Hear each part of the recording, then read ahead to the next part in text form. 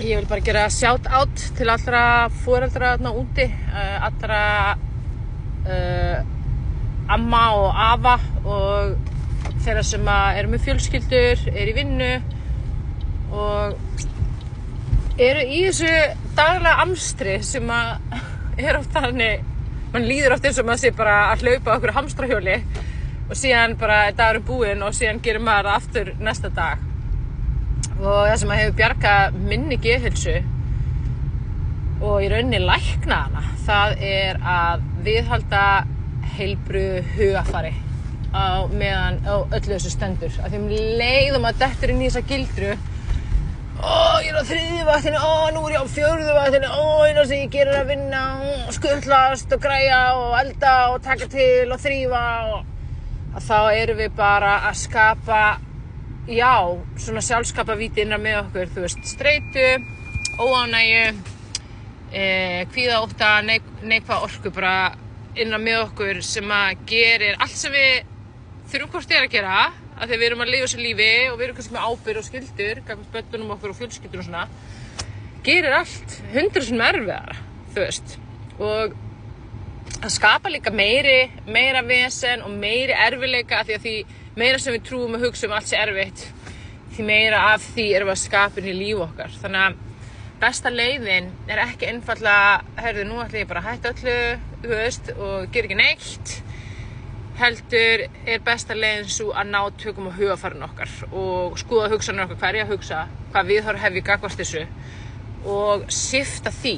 Og við getum alltaf valið hugsanir okkar og við getum alltaf valið nýtt viðhorf og þetta 3. vakta viðhorf er eitt óheilbrigðasta hugarfar sem ég hef nokkuð tíma kynnst. Ég myndi aldrei leyfa mér að hugsa svona, af því að það setur bara á hraðlestina í kulnuna streitu ástand.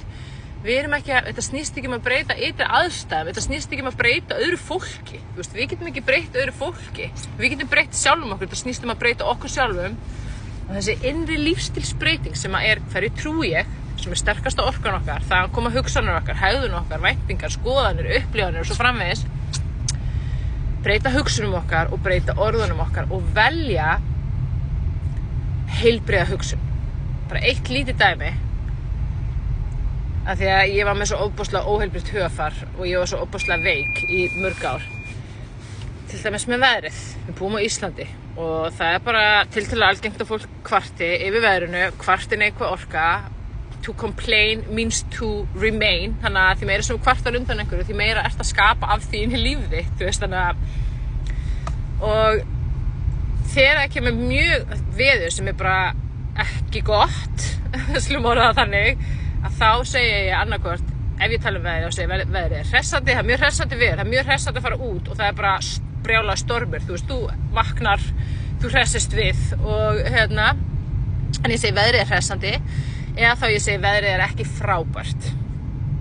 Því að hvernig orkar ég að skapa innan með mig til að segja veðrið er hressandi, eða veðrið er ekki frábært, það er svona, já, ok, vanalega er það frábært, allt er frábært, ég er glöð, ég er hress. En ef við fyrir að segja, alveg hérna, við höfum öll heyrt þetta, við höfum öll sagt þetta, að þá kemur bara hnútur í magann, það kemur gremja, reiði, pirringur, ég veit það ekki, ágreiningur, togstreita, óánægja og óánægja er bara mjög hvimleið neikvæð orka, þú veist, og ég bara glímdi við óánægju í svo ofboðslega mörg ár, ég var ekki ánægð með neitt, ekkert var nógu gott, ég var ekki nógu góð, enginn var nógu góð, þú veist, og bara alltaf þessa ofur gaggrínandinn bara á styrum, á amfetamín styrum allan daginn, skilju, og það er ofboðslega lýjandi og það er ekki gott að vera í kringum þannig mannesku. Þannig að bara, já, til þess að segja sannleikann út. Þannig að já, það er mikið að gera hjá mjög mörgum, fólk er að vinna, fólk er með börn, fólk er með barnabörn, fólk er að reyna að sinna líka sínum áhugamálum, rækta líkamann og allt þetta. En það mikilvægasta í gegnum þetta allt er að passa upp á okkar eigi hugafar á meðan á þessu stendur. Hvað ertu að hugsa þegar þú ferð í ræktina? Ertu bara að hugsa, ég er svo feit, ég líka með minn, þetta er ógeðslega, ég er endin einum árangri, þá það sem að þú trúir og þá það sem þú ert að uppskera.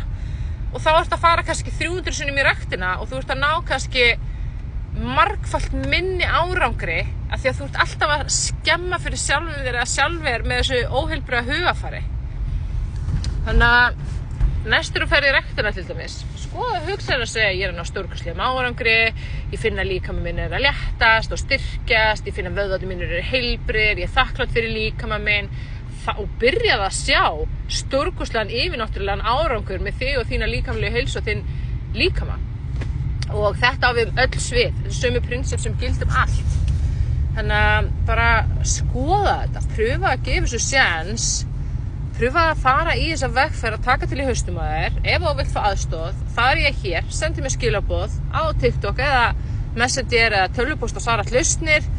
Það hægt að ná stórkostlegum árangri á tiltölulega stuttum tíma þegar maður byrjar að vinna í þessu og það að þjálfa og endurnýja sitt eigið hugafar ein mesta blessun, stórkostlegasta blessun sem hægt að gangi gegnum í sínu lífi. Sjáumst!